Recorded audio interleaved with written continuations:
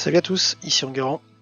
Bienvenue sur ma chaîne Les Cubes Bénis pour ce premier rapport de bataille, ma partie contre Cobble 111 dans le cadre du tournoi Warhol sur l'OET 2025. C'était mon premier match de poule contre Cobble qui jouait donc Diamond Legends, joueur d'Albanie, germanophone et anglophone. On a fait la partie en anglais. Au niveau des listes, je vous renvoie à ma vidéo d'introduction dans laquelle j'en ai fait l'analyse. Le tirage de la carte.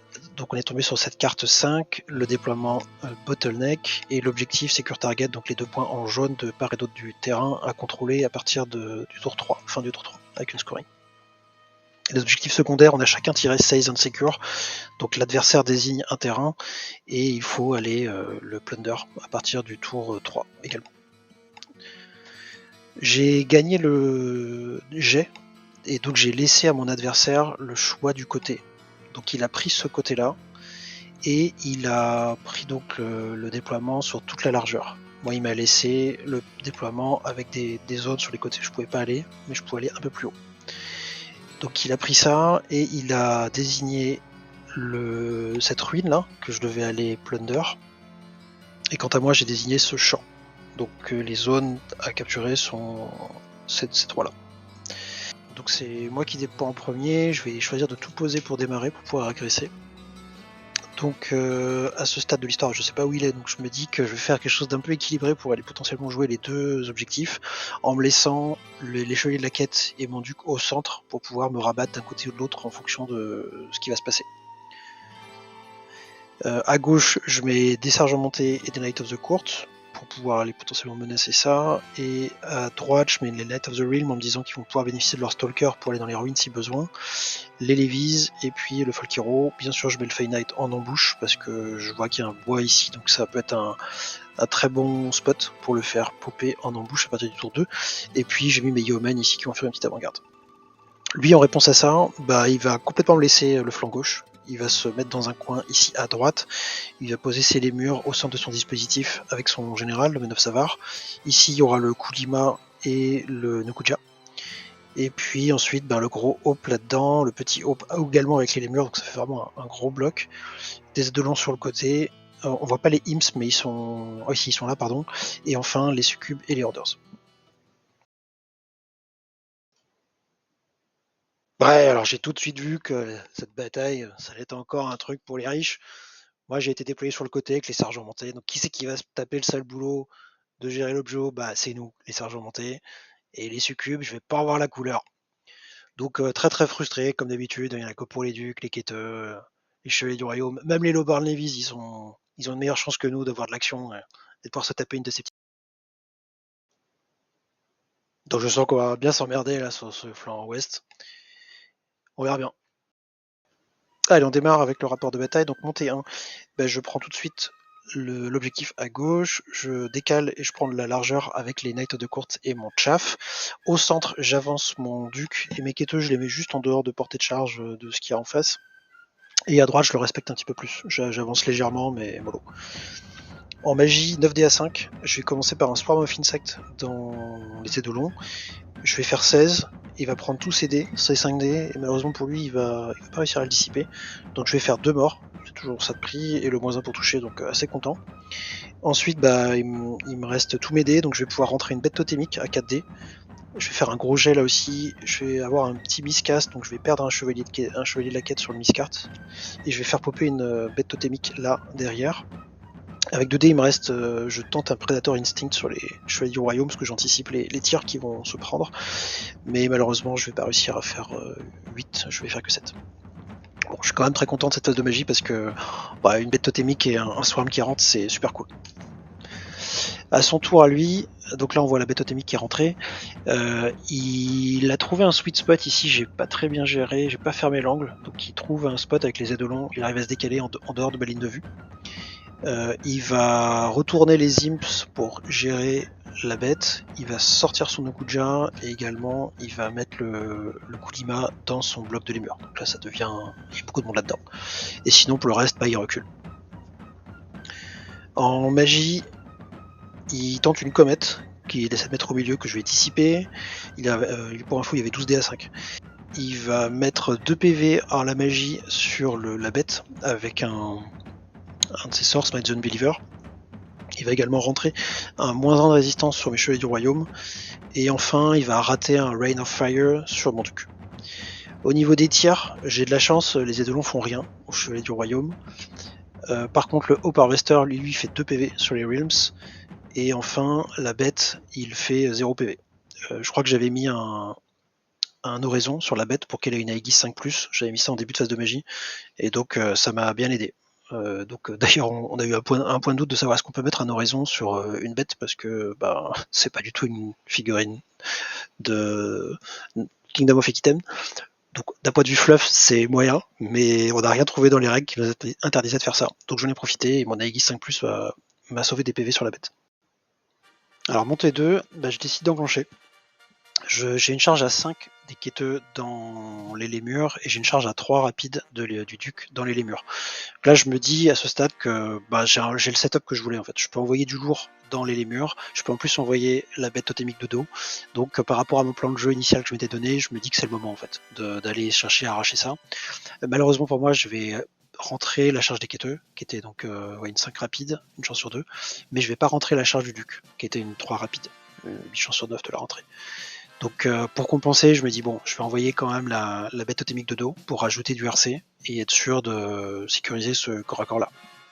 Donc là, à ce stade, je me dis bon, c'est cool, j'arrive quand même à enclencher, mais à voir parce que il va manquer le peps du duc. Il est là, pardon, le duc, quoi. Sinon, au niveau de mes autres mouvements, je vais venir chaffer les succubes. J'avance à fond avec les courtes pour pouvoir venir menacer tout ce qu'il faudrait ici. Je regarde tout. Je repositionne les chevaliers du royaume à droite pour que cette fois ils puissent pas sortir de ma ligne de vue avec les Edelons, mais je respecte le Hope Harvester, je vais pas me faire charger par lui. Et j'avance mes halbardiers en direction de l'objectif parce que je me dis qu'à un moment je vais peut-être avoir besoin d'eux pour venir scorer ici. En magie, je vais tenter un Wild Spax sur mes quêteux qui va bien sûr dissiper, je pense que c'était ce qu'il fallait faire effectivement. Et ça va me permettre de rentrer une deuxième bête totémique que j'hésite. D'abord j'hésite à la mettre vers les Edelons ici, puis après je décide de la mettre derrière les Imps à cet endroit-là. Au corps à corps, je décide d'essayer de flinguer ces persos. Là-dessus, j'ai toujours du mal à déterminer si c'était le bon choix ou pas, parce qu'il y a le moins anti-tracting sur le Man of Savar. Ça c'est chiant, je touche à 5 seulement. Mais derrière, évidemment, j'ai la relance blessée coup fatal. Donc mon idée c'était d'aller sniper ces persos pour pouvoir après meuler tranquillement. Mais ce qui va se passer, c'est que je les laisse chacun à 1 PV. Je fais je crois 3 PV là, 3 PV là. Et peut-être 1 ou 2 PV de les murs avec des attaques de chevaux qui me restent ou de la bête totémique derrière. Mais malheureusement je vais pas le finir. Je vais pas finir ces persos. Bon, malgré tout, je vais quand même gagner le combat de 5. Grâce à mon RC, la charge de dos, etc. Donc ça va dépop du lémur. Et je vais pouvoir me reformer parce que là, à ce stade de l'histoire, il me voyait avec le Hope Harvester, mais heureusement, mettons en rempart 4, là, cette fois-ci, il me voit plus. Donc on est comme ça à son T2, je me suis reformé ici. Le problème que j'avais pas vu en faisant ma charge de la bête totémique ici, c'est qu'avec ses pertes, je lui offre une charge de flanc pour son Okuja, qui va prendre. Et d'autre part, je pense que c'était une connerie d'avancer mes halbardiers comme je l'ai fait, parce que je lui laisse une charge avec son Hope, une charge pas très longue en plus, c'était une 3 ou une 4 rapide, qui va prendre. Et je pense que c'était une connerie de les avancer, parce que je n'étais pas du tout obligé de lui laisser ça. Bon, mon intention en avançant les halbardiers, c'était de me dire je vais avoir du backup, du renfort dans cette zone-là, par la suite, ça peut me servir. Mais je pense que c'était une erreur, parce que évidemment, bon, il va tenir quelques tours, vous verrez, spoiler alert, mais à la fin il gagne forcément. Qu'est-ce qu'il fait d'autre? Il a tenté aussi une charge des Orders sur le duc, qui va rater. Et il va retourner ses Imps pour gérer la bête. En magie, il va faire un Smite the Unbeliever, quelque part, sur mes chevaliers. Je crois qu'il me fait 2 PV. Et ensuite, il va faire une comète qui va poser par là, dans le trafic. Il va tenter un Foresight là-dedans, qui va pas passer, il fait doublasse. Par contre, il va passer Weight of Judgment. Je crois que ça m'enlève de l'AP là-dedans, si je dis pas de bêtises. Et enfin, je vais dissiper le Holy Affliction. Au niveau du CAC, là c'est le drame en fait. Parce que son Okuja qui arrive sur le côté, ça lui offre charge, flanc. Il va tuer ma bête, donc ça fait un point de plus, on est déjà à 4. Les 2 PV de bête, Donc ça fait 6. Il va se choper 6 points ici avec ça. Et il va me faire des blessures, quelques-unes. Il avait très mal roulé au premier tour, je crois qu'il m'avait rien fait, ou peut-être un, et je m'étais auto-revive avec le cléric. Mais là, cette fois-ci, il va commencer à me faire du PV, peut-être 2-3 quêteux. Et donc au final, je perds énormément, parce qu'il a ses rangs, il a sa bannière, il a 6 points de RC qui sont là-bas derrière, et moi, j'arrive pas à finir. Là, je roule pas bien, je finis ni l'un ni l'autre. Donc, pas cool du tout. Et donc je perds. Je perds de beaucoup, je suis en break auto. Donc je lance les dés pour fuir. Heureusement pour moi, il va pas me rattraper. Je fais un jet qui m'amène là derrière. Je crois que je fais 9. Mais bon, c'est quand même chaud patate pour moi là. Évidemment ici, il va se débarrasser de mon chef. À monter 3, donc là, qu'est-ce que je fais? Je prends les succubes qui avaient poursuivi mon chaf. Il l'avait pas tué d'ailleurs en fait. Il restait peut-être 2 ou 3 figues, mais il les a rattrapées détruites. Donc il me présente un flanc, donc là c'est cadeau, Knight of the Court, ils y vont dans le flanc.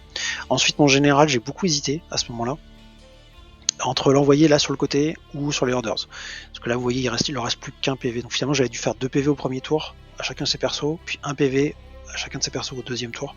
Et donc c'est à ce stade-là de l'histoire qu'il leur reste un PV chacun. Donc j'ai hésité entre envoyer mon duc dans les Orders et envoyer mon duc dans le flanc ici, pour au moins finir son général. Et bon, je sais pas, enfin je pense que, en fait si je sais, je pense que c'était le mauvais choix. Je suis allé dans les Orders, déjà je me prends un point de terrain dangereux à cause de la forêt, et deuxièmement je laisse son général en vie. Ici je vais charger avec la bête totémique dans les Imps pour essayer de les gérer. Je décale mon folk hero ici. Et j'ai toujours pas de Green Knight. Je l'ai pas dit tout à l'heure sur le tour 2, mais j'ai raté mon jet en bouche, ce qui m'a pas permis de chaffer cette zone-là avec lui. Et au T3, je vais encore le rater. Là, ça commence vraiment à être embêtant, parce que j'aurais bien eu besoin d'une ressource supplémentaire dans ce coin. Et surtout, ah oui, je vais aussi charger là. Je vais charger les Eidolons avec les Chevaliers du Royaume qui se sont fait dégraisser au tir au tour d'avant. Je l'ai pas dit. Ils sont passés de 8 à 4. Donc évidemment ça fait un petit peu mal, il y a eu un tir de contre-charge en plus.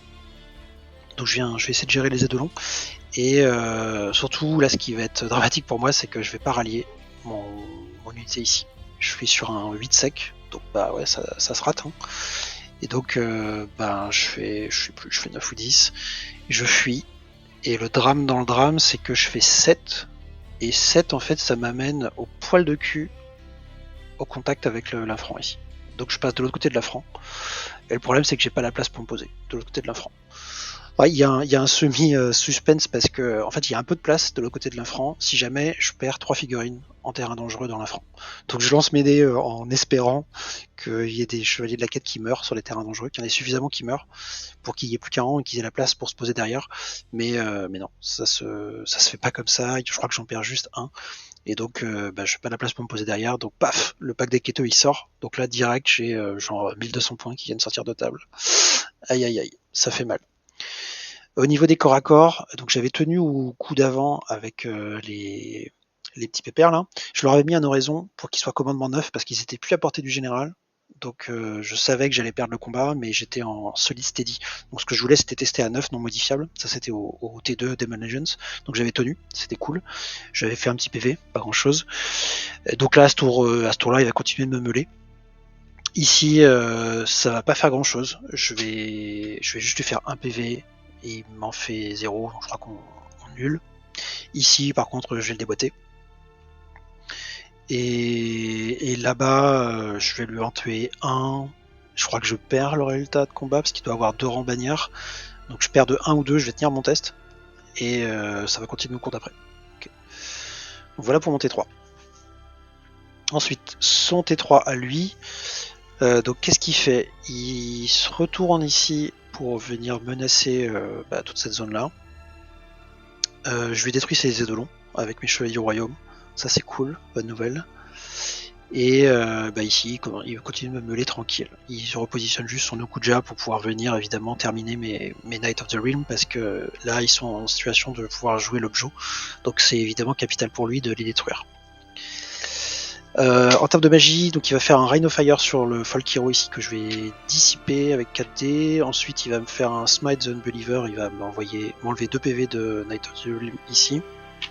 Après, il va me passer un Foresight sur les Orders. Il va rentrer une deuxième comète à cet endroit-là. Donc là, ça commence à faire beaucoup.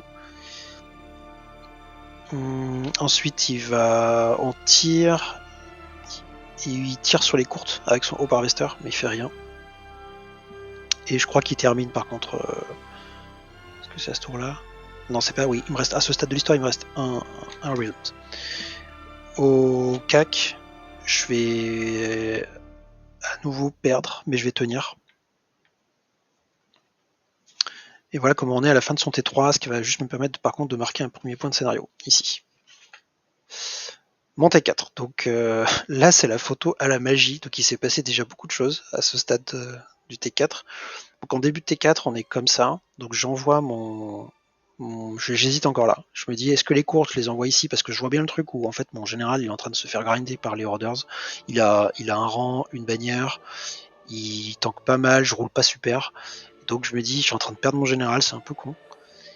Ou alors je rentre là-dedans et j'essaie de finir ces putains de persos qui restent un PV chacun quoi, pour essayer de choper des points. Parce que là j'avais fait un peu de compta, je m'étais rendu compte que à ce stade de la game, il a 12-8 à la bâche, mais je suis en train d'avoir le scénario, donc je peux encore gagner 11-9.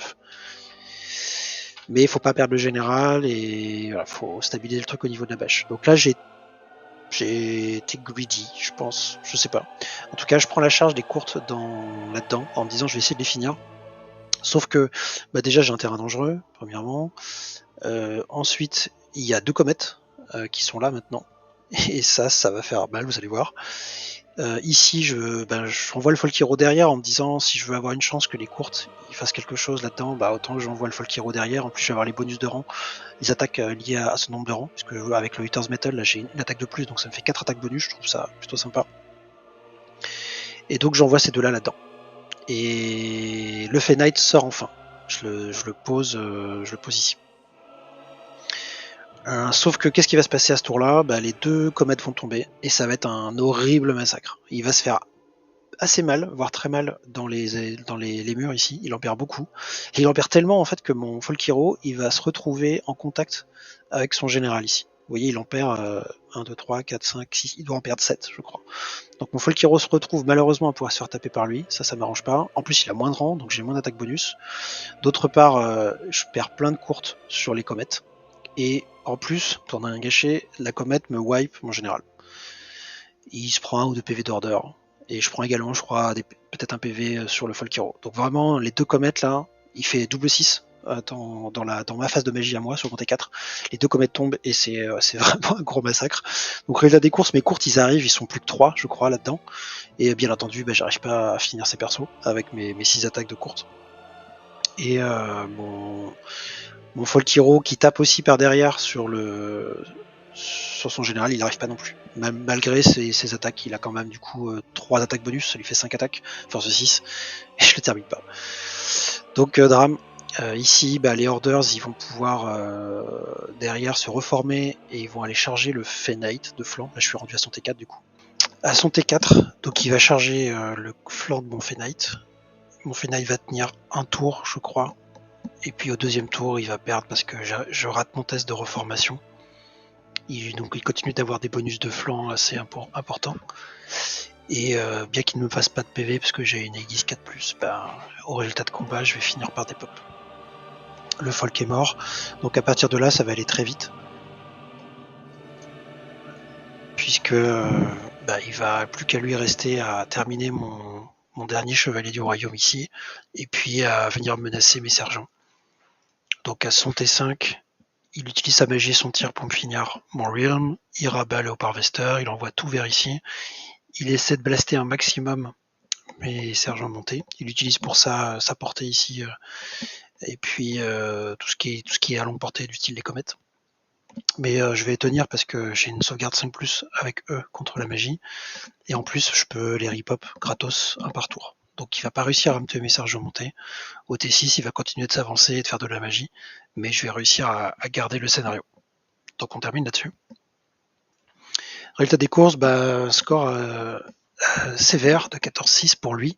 Il doit faire donc 17-3 à la bêche puisqu'il m'a quasiment tout pris. Vous voyez, il me prend 3740 points. Et je compense un petit peu ça avec la victoire du scénario, mais lui il gagne son secondaire, puisque bien sûr il est venu plunder le champ ici, à son T6. Donc il me prend tout, sauf les sergents montés. Moi de mon côté, je prends la moitié de ces deux persos, la moitié des lémurs, les succubes, les édolons et Zatzol. Donc pas du tout suffisant pour équilibrer ce score. Analyse post-bataille. Alors déjà petit hommage à Matsede, je suis inspiré de son template pour l'analyse post-bataille, je le trouve très bien fichu. Donc d'un point de vue macro, j'étais quand même content de la façon dont j'ai déployé en mettant des troupes sur toute la largeur et les quêteux le duc au centre, et également de pouvoir drop pour commencer, je pense que c'était le bon choix. Par contre, ce que j'ai pas bien géré, c'est le fait que son pack de lémurs, j'aurais dû bien mieux tenir compte du fait qu'il y avait 3 persos dedans, enfin 2 persos plus un hope, ce qui le rendait plus fort, voire nettement plus fort. Et d'autre part, j'ai aussi sous-estimé sa magie. Enfin, je savais qu'il allait avoir une magie très forte, mais par exemple, j'avais pas bien fait le compte de nombre de canalisations avant la partie. Donc quand il m'a dit 7 en début de partie, j'ai fait ouah, 7. Donc on faisait des phases de magie à 12 contre 5 ou à 14 contre 7, c'était vraiment difficile. Et c'était aussi la première fois que je jouais contre des comètes. Donc j'ai pas pensé que c'était si risqué que ça. Je me suis dit bon, faut qu'il fasse un 6 pour qu'elle tombe, donc il y a quand même de bonnes chances pour qu'elle tombe pas. Et puis bien sûr, les deux sont tombés au pire moment. Donc j'ai pas suffisamment tenu compte de ça. Malgré tout, au global, je pense que c'est quand même à peu près ce qu'il fallait que je tente en termes de plan de jeu. Notamment le fait que ça m'a permis de gagner le scénario principal. Et je pense que j'ai aussi surtout beaucoup d'erreurs dans la mauvaise exécution de mon plan. Donc des erreurs plutôt micro. Donc dans les erreurs micro, déjà, il y a le sweet spot que je laisse aux édolons T1. Bon, ça c'est pas trop grave encore, parce que j'ai subi une phase de tir de plus, mais je les ai gérés après. Le Green Knight qui arrive plus tard, bon ça c'est pas une erreur de ma part, mais c'est vrai que deux fois le 3+ qui échoue, ça m'a pas aidé. La répartition des attaques avec les quêteux quand je charge. Peut-être que c'est là où j'ai merdé, parce que c'est sûr que le perso que je touche sur 5+ avec Distracting, c'est compliqué quoi. J'ai beau avoir un certain nombre d'attaques, j'en rentre qu'un tiers, et même si je fiabilise ensuite lécher pour blesser, avec mes relances et mes coups fatals, c'est dur quoi de passer à travers. Donc peut-être que j'aurais dû mettre un peu moins d'attaques dedans, pour pouvoir faire plus de lémurs par exemple, je sais pas. Et en tout cas ce qui est sûr, c'est que finalement envoyer la bête totémique de dos, c'était une erreur. Parce que ça va lui donner 6 points de résultat de combat quand il va le détruire en charge de flanc. C'est énorme dans la balance. Je crois que de mémoire, je perdais de 10 au deuxième tour de CAC avec les quêteux. Donc peut-être qu'en perdant que de 4, ça fait un 5 relances. Bon, c'est pas génial. On aurait peut-être pu espérer un 6 ou 7, justement, avec une répartition des attaques un peu différente. Donc c'était peut-être un CAC que je pouvais tenir, finalement. Évidemment, ça m'a aussi ennuyé que le duc soit pas rentré dans cette charge. Et ensuite, au tour d'après, à ce moment-là, voilà, là j'ai mon duc qui pouvait à monter 3 charger soit les orders, soit venir. Non, c'était. Oui, soit. Comment c'était? C'était comme ça, voilà. À monter 3, je peux venir soit dans les orders, soit dans le flanc ici des lémurs pour pouvoir finir son général. Donc là j'ai hésité. Je me suis dit, est-ce que je tente de le terminer? Je pense que c'était une connerie d'aller dans les orders parce que avec la parade, je le touche à 4, je le blesse pas très fort non plus. Il a un rang, il a une bannière. En fait, c'était écrit d'avance que j'allais pas le tomber, ce pack. Alors que peut-être en venant là, au moins j'avais une chance de finir son perso. J'aurais pris les points, bon ça mettait mon perso aussi en danger, mais quoi qu'il en soit, je pense que la charge des orders elle est pas bonne avec mon duc. Peut-être qu'à ce moment-là, j'aurais pu plutôt venir ici, rediriger les orders avec le Fenite. Quoi qu'il arrive encore qu'au tour d'après, j'avais encore une menace avec les courtes qui étaient dans le jeu à ce moment-là. Donc je pense que c'était pas forcément une bonne utilisation du duc ici. Et puis d'ailleurs, j'en ai parlé aussi, mais les halbardiers ils auraient pas dû être là, je pense, parce que je les lui donne finalement, gratos. Pour finir sur l'analyse, quand même, je suis plutôt content de ce que j'ai fait en termes de magie pendant 2 tours. Bon, ça n'a que duré 2 tours, mais finalement, je pense que mes choix de sorts étaient plutôt les bons. Et j'ai beaucoup aimé la liste aussi. Je trouve qu'elle est très polyvalente, elle a beaucoup d'outils, elle a des menaces, donc je suis à l'aise avec cette liste-là, j'ai pas forcément envie d'en changer. Et puis enfin, très content de faire un premier match compétitif, première expérience de ce genre. Également, je suis content de ne pas m'être pris les pieds dans le tapis sur le chaff parce que chez moi c'est un grand classique. Je pense notamment à ce moment-là où je viens de chaffer les succubes. En fait, initialement, j'avais mal positionné mes écuyers là, et donc ça lui laissait une charge de flanc avec les orders, sauf que j'avais initialement mis les courtes derrière. Donc avec les courtes qui étaient dans la foulée, ça lui faisait une IRS dedans, donc tout ce qu'il faut éviter. Donc là, au moins, je m'en suis rendu compte, et j'ai pas fait d'erreur de chaff, on va dire. Donc une défaite plutôt inattendue dans le sens où j'étais confiant avant le match, mais pas mal d'erreurs d'exécution, je pense, des mauvais choix en cours de partie. Peut-être que j'ai pas bien géré non plus le stress, la pression, le fait que c'était une première pour moi en format compétitif. J'ai pas voulu non plus prendre trop de temps pour réfléchir, pour respecter mon adversaire par rapport à ça. Donc voilà, la liste des erreurs, elle est quand même importante. On va parler maintenant de mon armée et de ma petite pastille roleplay. Donc ici, je vous présente malheureusement le cadavre de ce brave Pupus qui avait bien servi la famille. Il était dans la famille depuis plusieurs générations. Enguerrand n'était pas le premier duc qui chevauchait Pupus. Et là, on voit Pupus après la chute de la comète. Donc si j'ai Pupus, si vous le souhaitez, vous pouvez aller déposer une gerbe. Il est au cimetière des animaux d'Agnières-sur-Seine. Donc voilà, ça, je pense que ça lui fera plaisir de là où il se trouve, d'avoir un petit hommage. Et ce qu'il faut savoir aussi, c'est que par contre, Enguerrand, il a survécu. Parce que finalement, le souffle de la comète, c'est Pupus qui s'est pris ça à pleine balle. Enguerrand s'est retrouvé planqué là derrière le cadavre. Et donc, il a pu être récupéré à l'issue de la bataille. Ça, c'est la rencontre qui n'a pas eu lieu. C'est les courtes qui ont chargé les succubes. Bon, en fait, ça s'est pas passé exactement comme ça. Les courtes ont juste défoncé les succubes de flanc. Il n'y a pas eu de phase de séduction. Ça a été directement tranchant. Mais impossible de générer une image gore où il y a ce que je voulais proposer avec une IA. Donc on va dire que ça c'est le scénario qui s'est pas passé. Ça c'est Victoire. Donc Victoire s'en est sortie, mais elle a vraiment une sale tronche. Elle a des brindilles plein les cheveux. Très très très mauvaise journée pour elle, mais au moins elle s'en sort. Pas avec les honneurs, certainement pas. Et maintenant je vous propose l'interview de Gérard, qui évidemment tient à s'exprimer au micro de Altdorf Match. Notre reporter vient recueillir ses impressions. Alors Gérard, comment ça s'est passé aujourd'hui?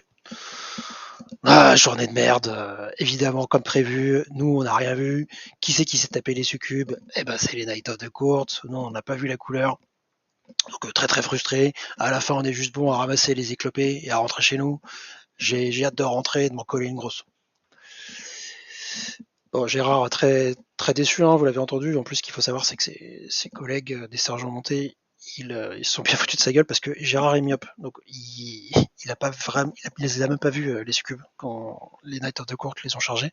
Donc ses collègues se sont barrés à lui faire croire que il y avait une grosse amourette. Ils ont décrit une chaîne de ce genre en fait, avec des courtes carrément qui étaient en mode lascif avec les succubes. Donc Gérard évidemment, il se rongeait les sangs. Donc très très mauvaise journée pour Gérard. Mais au moins il s'en sort. On pourra suivre la suite de ses aventures par la suite.